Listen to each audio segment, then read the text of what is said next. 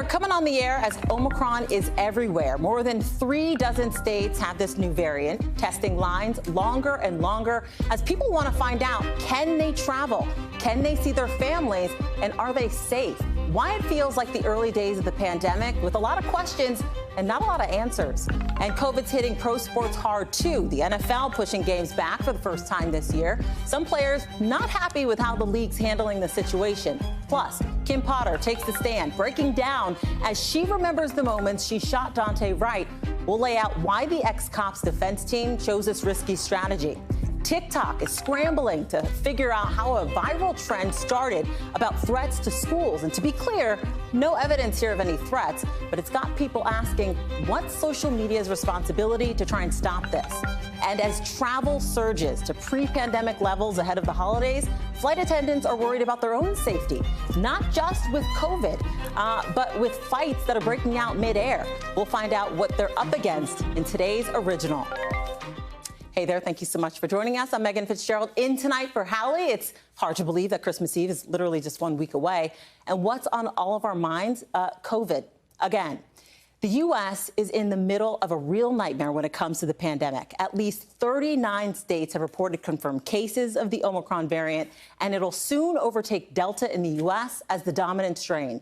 Testing lines are long once again, and people are prepared to travel for the holidays. Plus, another state calling in the National Guard, this time in Ohio. The governor saying hospitals there are short-staffed while fighting COVID. The NHL making the decision to postpone even more games amid an outbreak. And now the NFL also postponing games. More Broadway shows being canceled, some restaurants in New York closing their doors. The list goes on, folks. What can we do to make things better? 2 words from the White House COVID response team: vaccines and boosters. Here's where the country stands. 60% of the country has been vaccinated. About 30% of those eligible have gotten their boosters. Officials saying they're giving about 1 million booster shots a day, but we still have a long ways to go. We've got Dr. Natalie Azar here to talk about what you should know for the holidays. But first, let's get to Erica Edwards. Erica, thank you so much for joining us. Take a look at these numbers. Things aren't looking good, as we know. We're seeing nearly 120,000 cases per day. In 2 weeks, hospitalizations are up 20%, and so are deaths. So what was the message during today's COVID briefing, Erica? Hey, Megan, good afternoon. So the message today really focused on the urgent need for booster shots. In fact, Dr. Fauci spent his entire presentation poring over the data that shows why those booster shots are key. Now, it's really worth repeating some numbers that you just said a few minutes ago. Of the 61% of the U.S. population who is considered fully vaccinated, just under a third of those have actually gone ahead and gotten that booster shot. Now, as we know, Megan, everyone 16 years old and above are now eligible for those shots. Now is the time to get it, officials say. Megan? So New York governor says she's working on changing the definition of fully vaccinated to include booster shots. The White House is not going there yet. Could we be seeing the definition change soon, do you think? You must have seen my air quotes there when I said fully vaccinated a few minutes ago. You know, this is something that has been repeatedly brought up in White House COVID-19 task force briefings. Will you change the definition of fully vaccinated? Right now, they're saying that fully vaccinated continues to be defined as 2 of the mRNA shots and 1 of Johnson & Johnson. Of course, the CDC, Dr. Fauci, and others have always said that they are going to follow the science and go wherever the science leads them. Of course, now we're seeing more and more science that shows really it's 3 shots of the Pfizer or the Moderna vaccines that are really critical to taking care of this Omicron variant. Megan, I wouldn't be surprised if that definition does change in the coming weeks or months as Omicron continues to spread. All right, last question for you. You know, the pandemic, of course, once again, upending daily life, and it's kind of like deja vu, right? Reminding us of the early days of this outbreak. Where do we go from here? Great question, right? And I have to, the heavy sigh comes after that. It's deflating, right? The news is very deflating, especially with the dizzying speed at which Omicron is spreading. You know, most doctors are telling me that what's really critical for most of us right now is to do whatever we can to keep patients out of the hospital from getting very, very sick from COVID-19. Many hospitals around the country are already facing staffing shortages, especially the ever important nurses to take care aware of what they fear will be an influx of patients. Now, people who've had the booster shot of COVID-19 vaccine, yet still had a breakthrough infection of Omicron, they tend to have symptoms that are more mild. That's good news.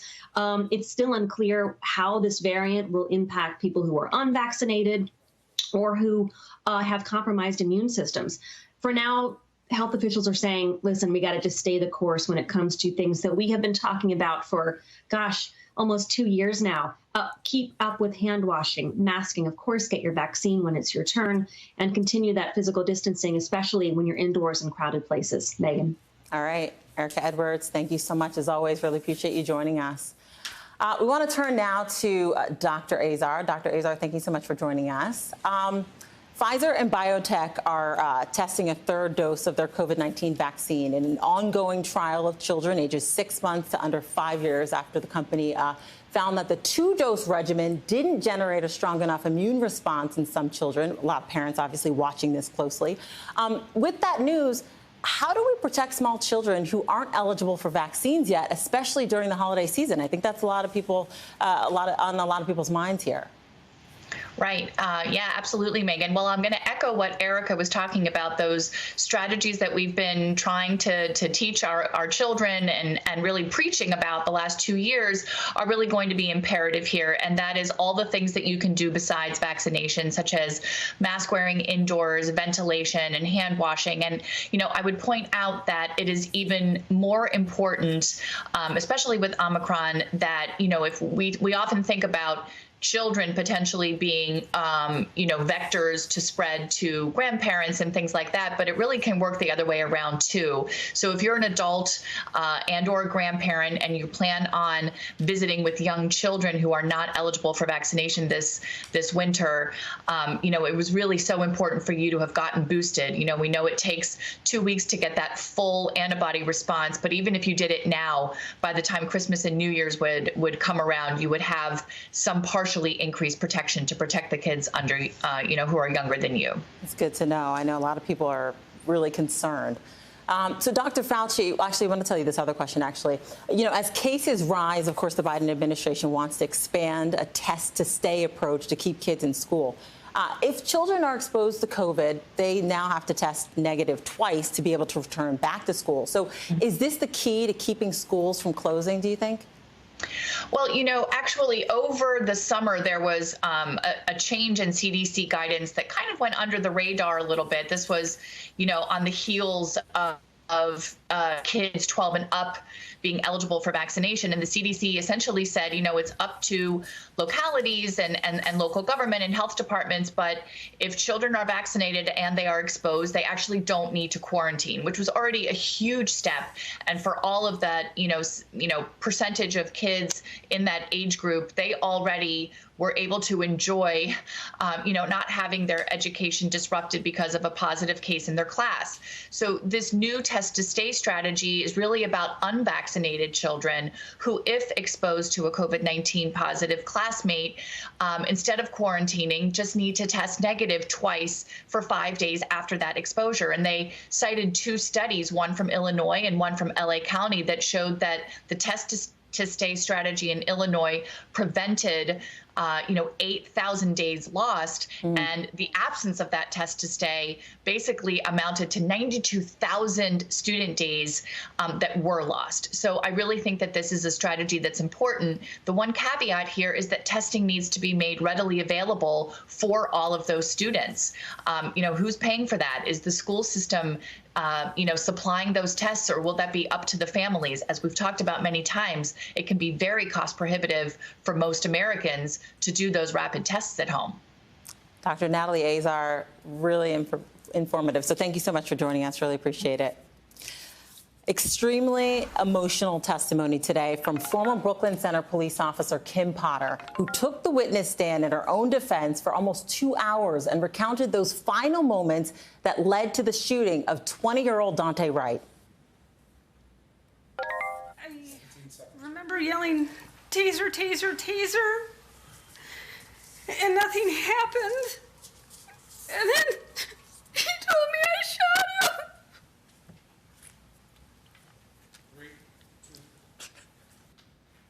Potter shot and killed Dante Wright during a traffic stop last April after she mistook her gun for a taser, which she says was a mistake. The prosecution making the case that Potter had years of training on use of force and with weapons and knew the difference between her taser and her gun. Potter is charged with one count of first-degree manslaughter, facing a maximum of 15 years in prison, and one count of second-degree manslaughter, facing 10 years. Ron Allen is covering this for us. He's been there from the start. Ron, thank you so much for joining us this evening. The first question to you, this is the moment that a lot of people have been watching for. Will she take the witness stand? It was an extremely emotional day. She broke down on the stand, as we just saw. How effective do you think this strategy was? And is there any indication of how the jury responded to her on the witness stand? I think the juror and most of us watching were interested to see who this person is. We've read about her, we've heard about her, we've seen her on videotape, but today the jury and all the rest of the country finally got to really meet Kim Potter. It wasn't surprising that she was that emotional, because on the videotape after the incident happens, you can see that she is distraught. She's inconsolable. She's in tears. She throws herself on the ground. She had never fired her gun or fired her taser in 26 years. But suddenly here she is with a weapon at point-blank range firing at Dante Wright in his chest. And those two things are don't seem to add up, how that could happen and why that would happen. So it just seemed like so out of character for her to fire a gun after not for 26 years. So what struck out to me, though, is that here's a woman who is trying to essentially save her life to some extent. She's, the defense case was very short, just a couple of days, just a handful of witnesses.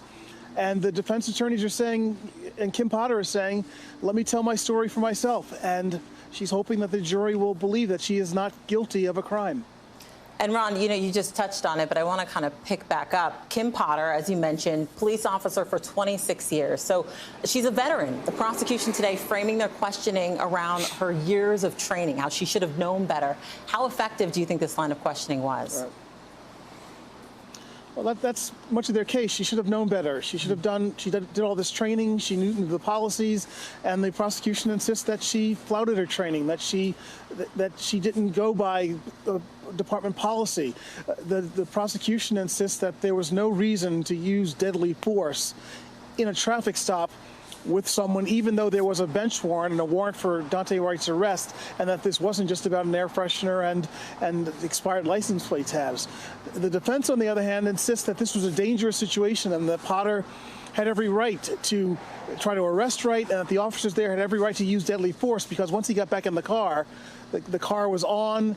There were indications that he was trying to grab the gear shift and drive away, and one officer was partially in the vehicle. And the defense argument is that that's a potentially deadly situation. So the officers have the right to use deadly force to protect each other in that sort of scenario. So again, the jury will look at this and see who's right or who's wrong. Is this a crime? Is this not a crime? Essentially, is what it comes down to, because we see what happens on the videotape. Ron, we've seen a lot of these cities ramping up their police presence while waiting for verdicts. Is there any indication here that the city's preparing for some protests or even more violence? Brooklyn Center, where this happened, just announced that they are going to start their winter holiday break a week early. So there's no school beginning Monday, all next week. And they say that's being done in anticipation of what they described as potential challenges to the community as a result of the trial expected to end next week. And that's where we are. Around Minneapolis, there's no indication that anybody is hunkering down just yet. So we'll see. It's you don't want to predict something like that is going to happen or that there's going to be trouble. But at this point, it's not like it was a year ago or so. But again, people are watching this closely. A lot of passion, a lot of concern about which way this goes. Yeah, absolutely. Megan? Definitely a case that we will be watching closely. Ron Allen, thank you so much for joining us this evening. I want to switch gears now to another high-profile trial that we're covering here. Ghislaine Maxwell, she says there's no reason for her to testify in her sex trafficking trial since the prosecution hasn't proved its case beyond a reasonable doubt. The defense resting its case today, which means after 12 days of trial, closing arguments are set for Monday. Maxwell, of course, is facing charges of recruiting, grooming, and helping Jeffrey Epstein sexually abuse underage girls, which she pleaded not guilty to. She faces up to 70 years in prison.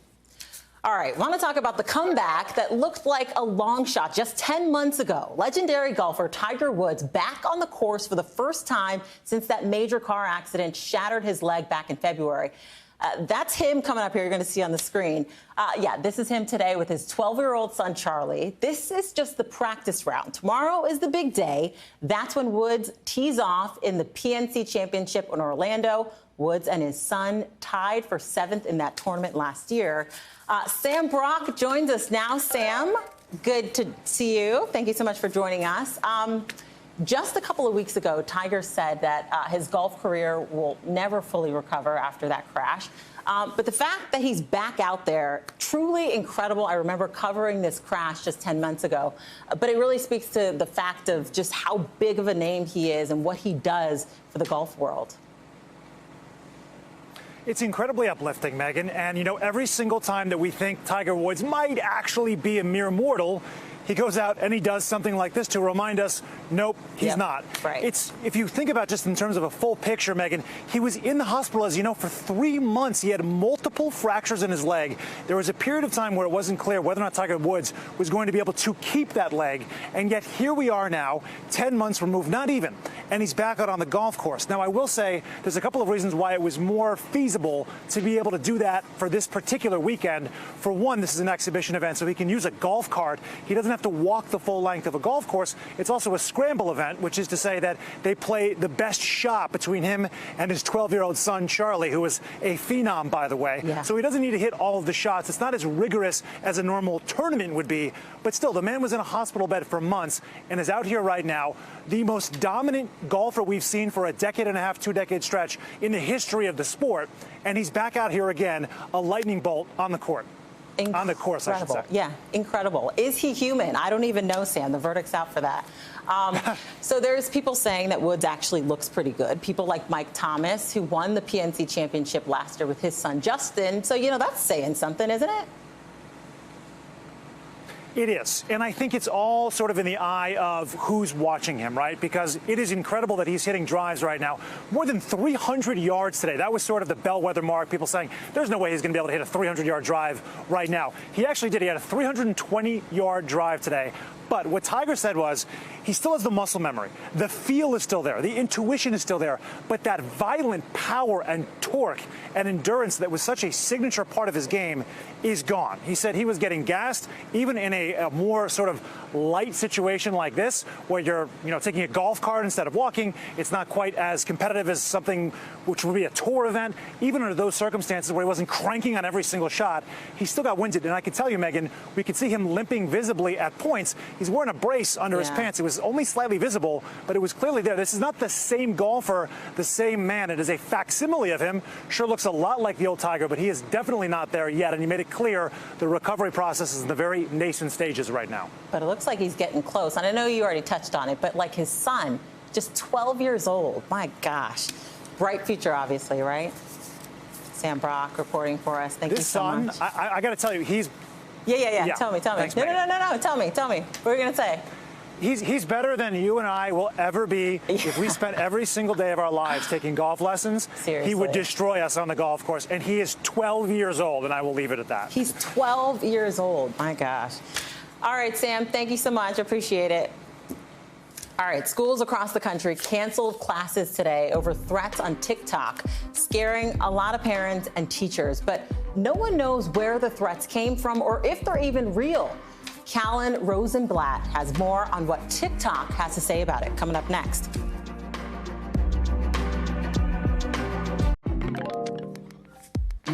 A vague social media post threatening school violence caused a few districts to cancel classes or beef up security today. Some schools say it all started on TikTok, if you can believe that. But TikTok says it hasn't found any evidence of that, saying What they did find are videos discussing this rumor and warning others to stay safe. They also said they are working to remove alarmist warnings that violate their misinformation policy. Law enforcement and districts don't see any credible threats. Still, parents are on edge. I think parents are very worried. I've had several people reach out and ask me whether I plan to send my children to school tomorrow.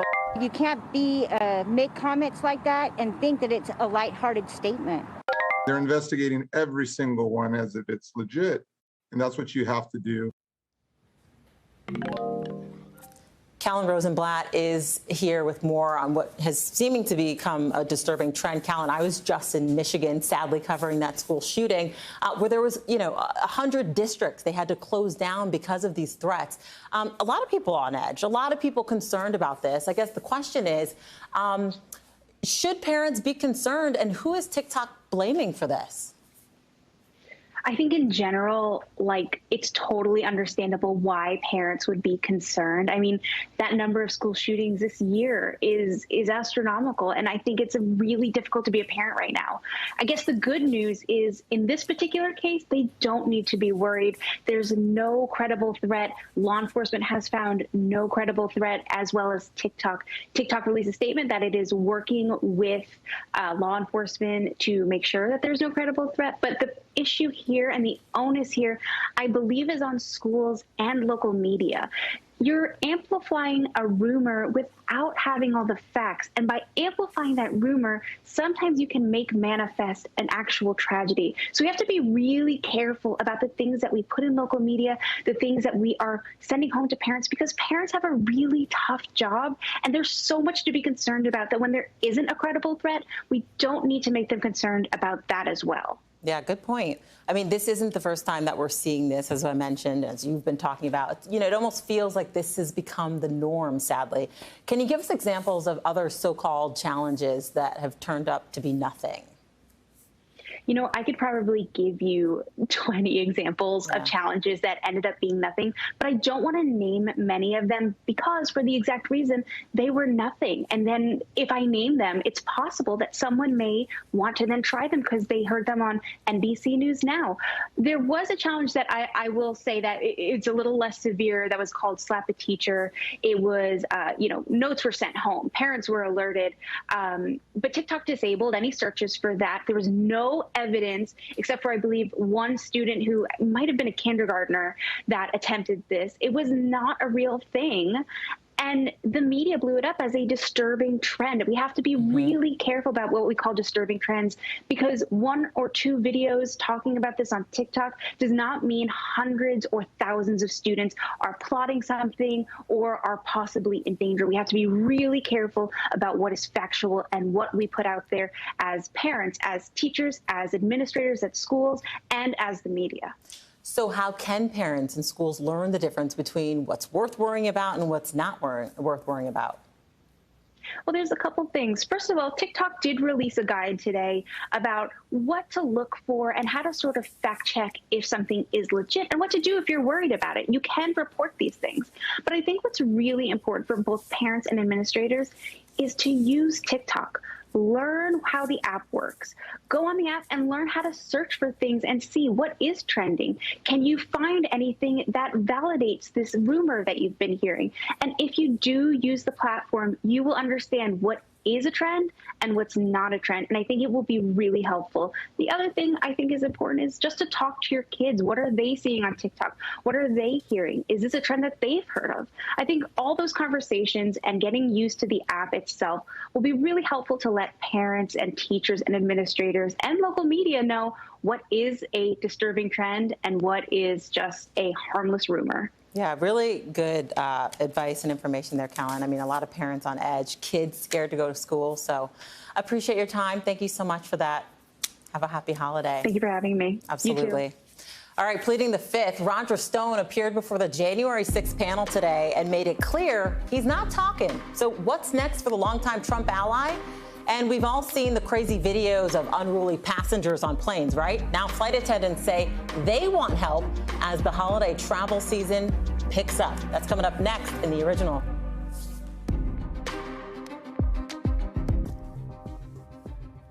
A Chinese woman who rang the alarm on how hard COVID hit Wuhan is hanging on by a thread in prison.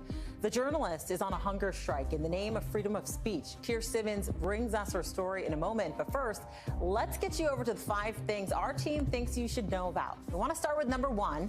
A man from Florida was sentenced to just over 5 years in prison today for assaulting police officers during the Capitol riot. That's the longest sentence yet in a January 6th case. Prosecutors say Robert Palmer threw a wooden plank at police, sprayed officers with a fire extinguisher, and threw a metal pole at another group of officers like a spear. Palmer says he's really ashamed of what he did. Number 2, Roger Stone says he didn't give any answers during today's questioning by the House committee investigating him for the Capitol attack. The longtime advisor to former President Trump says he invoked his Fifth Amendment right. He denied any involvement with the violence that happened that day. Number 3, a search warrant has been issued for actor Alec Baldwin's cell phone. Court documents show authorities want to search the phone for any evidence relating to the investigation into a deadly shooting on the set of the movie Rust. That shooting happened nearly 2 months ago. The film's cinematographer died and its director was hurt. Baldwin's attorney says evidence will show he wasn't responsible. Number 4, OxyContin maker Purdue Pharma says it plans to appeal a federal judge's decision to reject the company's bankruptcy settlement because of a provision that would protect the Salker family from personal lawsuits. Purdue sought bankruptcy protection 2 years ago after facing thousands of lawsuits claiming the company pushed doctors to prescribe the drug and sparked an opioid crisis. And number 5, Kellogg's has reached a tentative agreement with the union representing 1,400 striking cereal plant workers. The deal could end the strike that started back in October. It's unclear whether union members will approve the deal this weekend. As the world deals with a surge in COVID cases, a woman who helped pull back the veil on the early days of the pandemic in China, she's fighting for her life. These are some of the images taken by Shang Shen when the COVID front lines of Wuhan back in 2020. They're haunting. Patients crowded in hospital hallways, showing the scramble during the pandemic's early days. Now she's one of dozens of journalists in prison in China after reporting on the coronavirus. Back in December, she got sentenced to 4 years for, quote, picking quarrels and provoking trouble. Her family believes she's close to death. And tonight, we're learning more from a never-before broadcast interview with Shang back in May of 2020. Keir Simmons is following the story from Thailand. Keir, thank you so much for joining us. The bravery Shang is showing in this interview is just extraordinary. How did she describe her reporting during the pandemic's early days?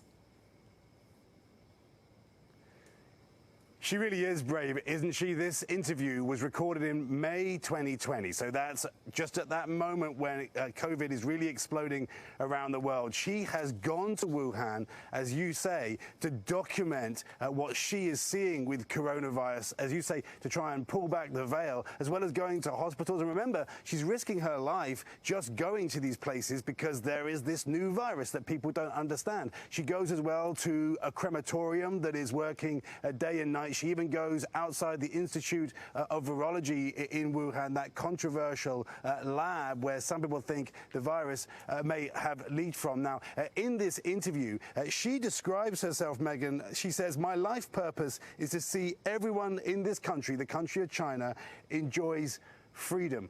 Really stunning. And she says, so far, I haven't been arrested. Weeks after, even days after that interview, she was arrested. She simply disappeared. And then she was charged and she was jailed. Now she's in the 2nd year of a hunger strike. Her family think she may die. A really terrible story for someone who has tried to shine a light on the real events inside China. Just incredible, Keir. I mean, and we know it's not just journalists in prison.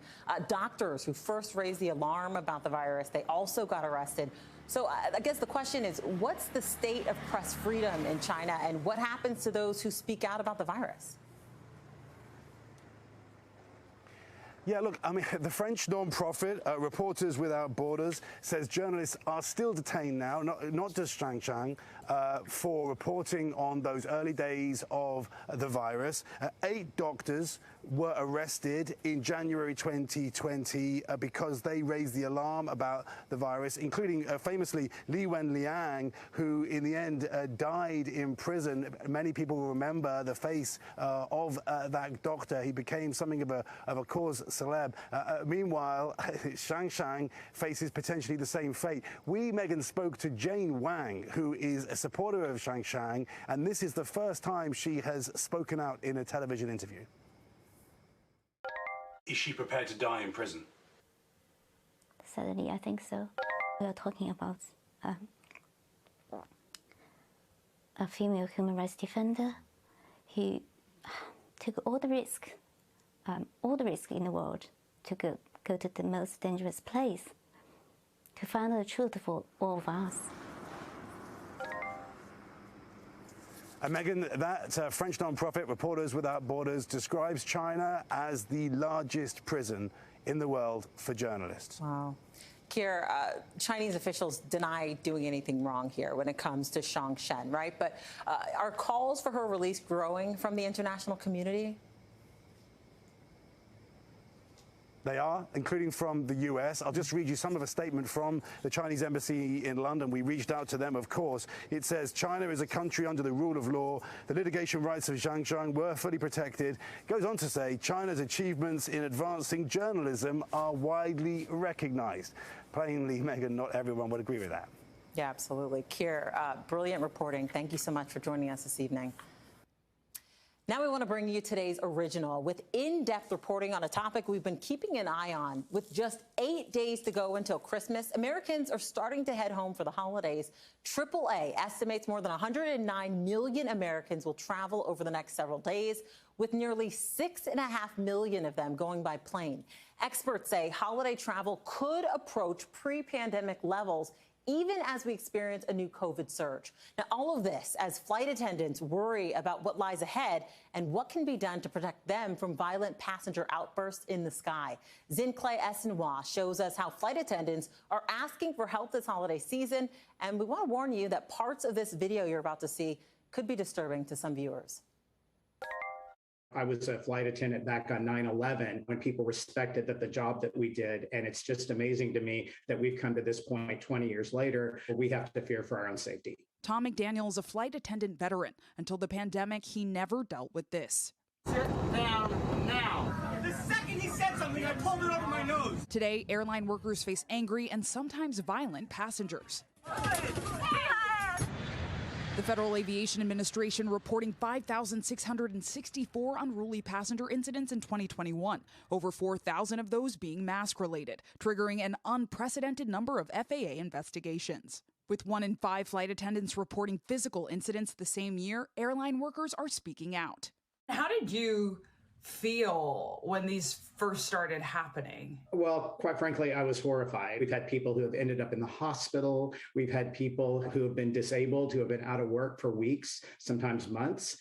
We've had people who had to deal with a passenger who attacked them, and it took 10 people to subdue that passenger. Now, calls for federal oversight. Lately, we have been punching bags. Flight attendants and aviation workers are saying, please make it stop. Airline worker reps this week appeared before a Senate subcommittee and asked the government for swift action. Advocates in part demanding ban-to-go alcohol and delivery of open container alcohol to gates, a government-centralized banned passenger list, mandatory crew member self-defense training, increased staffing at gates, and more. In a statement, Airlines for America said in part they will continue to, quote, advocate for increased and expedited prosecution for criminal cases of unruly passenger behavior by the Department of Justice. In June, several airline associations sent a letter to Attorney General Merrick Garland requesting more criminal enforcement to deter egregious behavior. The DOJ saying in November, prior to holiday travel, it will in part, quote, do its part to prevent violence, intimidation, threats of violence, and other criminal behavior. For flight attendants like McDaniel, the changes can't come soon enough. Why do you do this work? What does it mean to you? It's an amazing career, but it's changed a lot. And it used to be fun, and this is not fun for us. So we want to take the career of a flight attendant back to being what it's supposed to be. And we also want to make sure that they're going to be protected on the job and that they're going to go home safely. And Zing Clay joins us. Thank you so much for that report. Question for you. The flight attendant you spoke with, is he optimistic, even if the federal government steps in, that passenger behavior will change here? Yeah, Megan, McDaniel is optimistic. He's hopeful, but he wants change not just from the government, but also from airlines themselves. He points out that if a passenger is unruly but not arrested, oftentimes they just end up on another flight. And so the hope is ultimately these changes will come into effect soon, especially as more Americans are flying. And so are airline workers just looking for reform from the government? I mean, what about the airlines? Yeah, so they're pressing and advocating not just to the government, but of course to airlines as well as the union groups. But it takes time. And the hearing we saw on Capitol Hill Wednesday is just a start. All right, Zing Clay Asimov with a very important report there. Thank you so much for joining us. Gun manufacturers are challenging a New York law. A group filed a lawsuit saying that people affected by gun violence shouldn't be able to sue the industry. More on that in the local. Plus, what's it like being black at one of the world's best universities? That conversation is coming up in the backstory.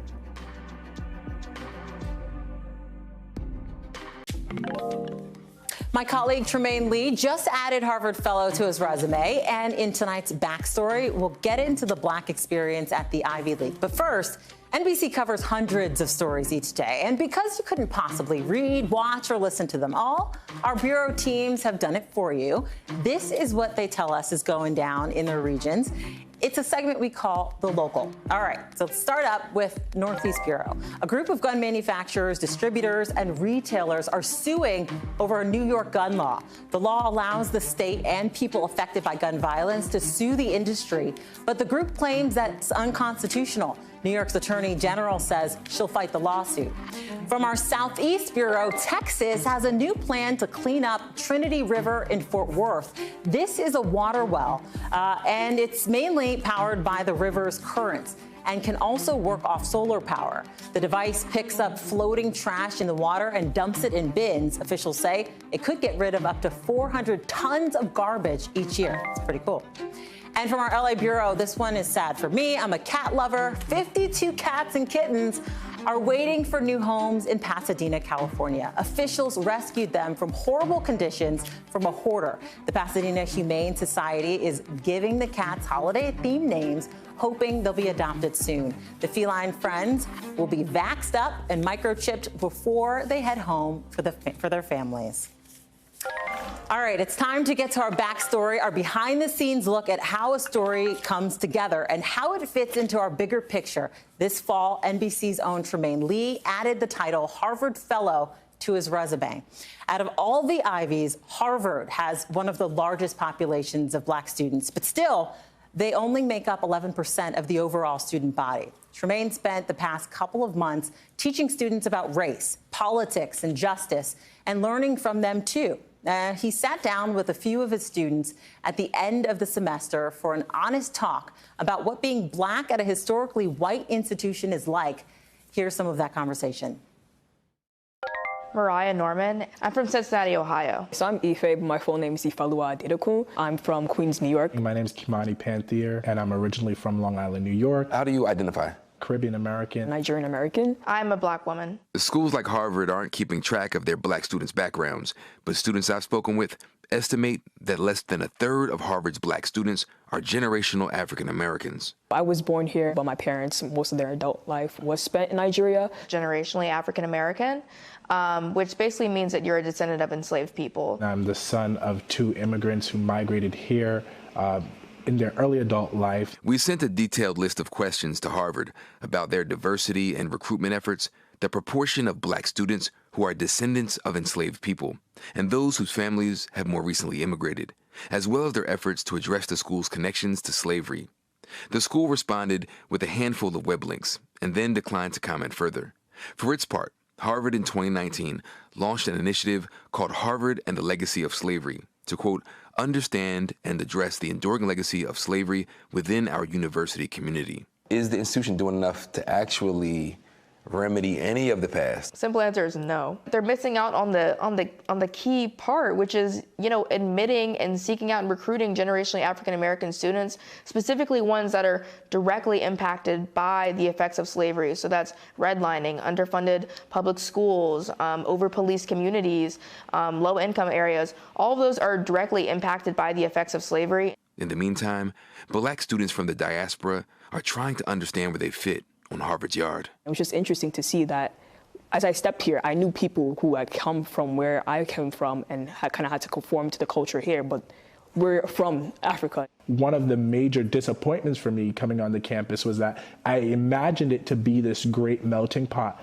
and yet it did not live up to that expectation. In what ways? I was expecting I would have white friends, Asian friends, Latinx friends, African friends. But when I got on campus, I found that it was quite the opposite. People stuck to their different cliques. It was just diverse on paper, but in actuality, the college is very segregated. How much of that do you put on the institution? I put a great deal on the institution. I think that just admitting 18% of Black students into your student population is not enough. And I think that change really can start right here, with the Black students, and making more structural changes as we've all talked about, making those tangible efforts to reckon with their past could really inspire America to do the same. And Tremaine joins us now. Fascinating, very important. I don't think a lot of people even considered what this experience would be like. So more on this conversation. The question, this was part of a larger one that you featured on your podcast a couple of weeks ago, but why was it important for you to go back and repurpose these talks for a broader audience? Thanks for having me, Megan. I think as a journalist who takes to heart the mission of not just kind of exploring the Black experience in America, it's always important to center the Black experience in ways that we don't often see. And so I wanted to make sure that we're going to places to tell stories that you might not have even considered, but also making sure that those stories are on as many platforms as possible. So it's podcasts and television packages and live hits like this. But it's also just such a good story, interesting story, this idea that even in one of the most prestigious spaces in this country, and when you achieve that as a Black or brown student, the adversity that you still face, right? You can't academic your way out of racism structurally or institutionally, but also the very interesting cleaving of the diaspora there, where the institution might just see, 11% of our students are Black, right? Within that, of that 11%, only 30% are descendants of enslaved people. So it's a really interesting and important story that I'm glad we got to spread across these various platforms. And so what made you want to become a Harvard Fellow? And then what would you say your biggest takeaway has been? It was really a great experience. A friend of mine many years ago, Deisha Dyer, who was a social secretary for President Obama, she was a fellow and invited me as one of her guests. And when I saw the community that she helped to create with the Black, brown, and the marginalized students especially, to have conversations that weren't necessarily happening, to create fellowship and community where it had kind of been fractured, I saw that and fell in love. So when the opportunity presented itself to go to Harvard and take that mantle, right, that bright light, and help to create a space for those students to have conversations that aren't often being had or aren't often being welcomed on a campus like Harvard's, it was just an opportunity I couldn't let go. But also, I think what I took away from it was not just how bright these students are, and they are extremely bright as you might expect, but they are hungry and thirsty to be seen, right, and to be heard, and to be given the language and some of the tools and the gems in life experience that they haven't experienced yet to help them understand themselves in this world and the world around them. And so it was an amazing, amazing couple of months. I already missed these young students, especially those that you saw in the video. They were just so insightful. And even when we get a little down about the future really is in great hands. Yeah, absolutely, especially listening to them talk. We talk a lot about, how there's awareness has to be brought about, right, for change to happen, to understand what these experiences are like. This is what you're doing. What do you think the outcome will be? Do you think that Harvard will make changes? Will other Ivy Leagues see this and want to make changes so that all of their students, including African-American students, feel more welcomed?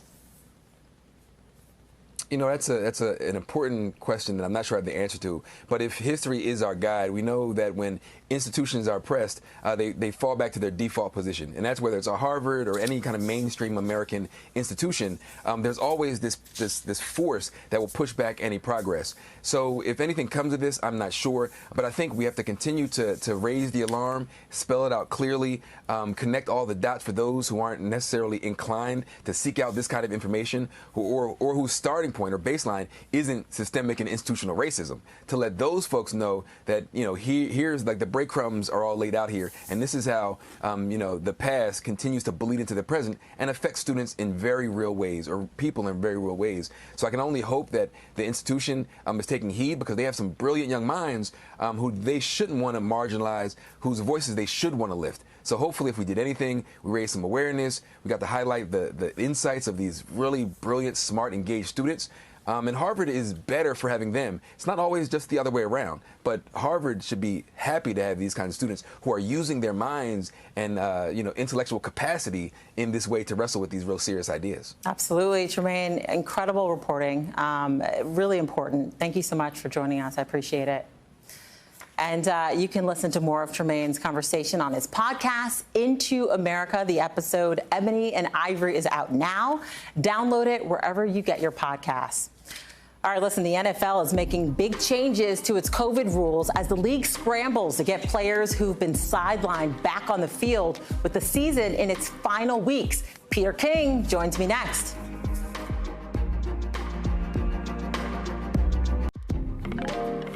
All right, welcome back. More now on what we told you about at the top of the show. The NFL is postponing games because of COVID. 3 games are being rescheduled. The Raiders and the Browns, which was supposed to be tomorrow, it's now on Monday. The games between Washington and the Eagles and the Seahawks and the Rams are now moving to Tuesday night. We've got Peter King here with more. Peter, thank you so much for joining us. A lot of people watching this closely, right? The Browns and Washington lost both of their quarterbacks, which is insane. The Rams have more than 24 players on the COVID list. The NFL has done everything it can to not push games back. What made the league act today? I think it was just purely pragmatic. The fact that, you know, the Los Angeles Rams played a game on Monday night, and to that point this season had 3 positive tests for COVID all season. And in the last 4 days, they've had 25 players test positive. So it's pragmatism. Would they even be able to field the team on Sunday against Seattle? So they basically had no choice. The Browns are not all that much different. Washington has been walloped with it too. So I think the league basically said, listen, let's get everybody isolated so that they can, enough players can test negative so that representative teams can play games now on Monday and Tuesday. Yeah, so the league is putting in place some strict new protocols. I want to read them to you, including players have to wear masks inside. There's limits on what they can do on the road or even at home, virtual meetings, social distancing, and strict testing rules. But as we also know, players like Baker Mayfield, they're not happy with the league and how they're handling these outbreaks. It's raising some tensions between players and owners, wouldn't you say? I think there are tensions, but I think people have to be adults about this. Yeah. I mean, you know, what do you do if 25 players on one team test positive? I mean, what do you want to do? Cry because it's a disadvantage to your team? The Seattle Seahawks are going to be disadvantaged because they play 2 days later and they will have a very short week going into their following week's game. That's unfortunate. But there's not really anything that can be done about it, especially when you consider that teams like the Rams have been very, very good in fighting this virus. And I think what has happened here is that you're seeing more and more teams that are players test positive, but they're totally asymptomatic. And that's because many of these players also have gotten the boosters. And so therefore, they don't feel sick at all, but they do test positive. So it's almost like the boosters are working And this all is working, and players don't feel sick, but you can't have somebody out there on the field shedding virus on other players. Right. I want to ask you this next question. I have like a minute left here, but these games are still being played at some point because there's millions of dollars on the line here. I guess, the question is, how can the league contain this and still get all of these games played? I think that's the huge question right now. And to me, I think what the league is doing is they're basically starting and basically telling everybody out there right now that we are in an absolute, dramatic situation right now. And unless every single player wears a mask everywhere he goes, just stop fooling around. Stop going to dinner without a mask. Stop, you've got to make sure that right now, for the next 3 to 4 weeks, which is how much longer the regular season lasts, you've got to take this disease and the new Omicron variant very seriously. All right. Peter King, thank you so much. Something that we'll all be watching closely. All right. Well, listen, that's a wrap for this hour. Hallie Jackson's going to be back with you on Monday. Same time, same place. Thank you so much for joining us. Have a tremendous weekend and a very safe and happy holiday, guys. Thanks for watching our YouTube channel. Follow today's top stories and breaking news by downloading the NBC News app.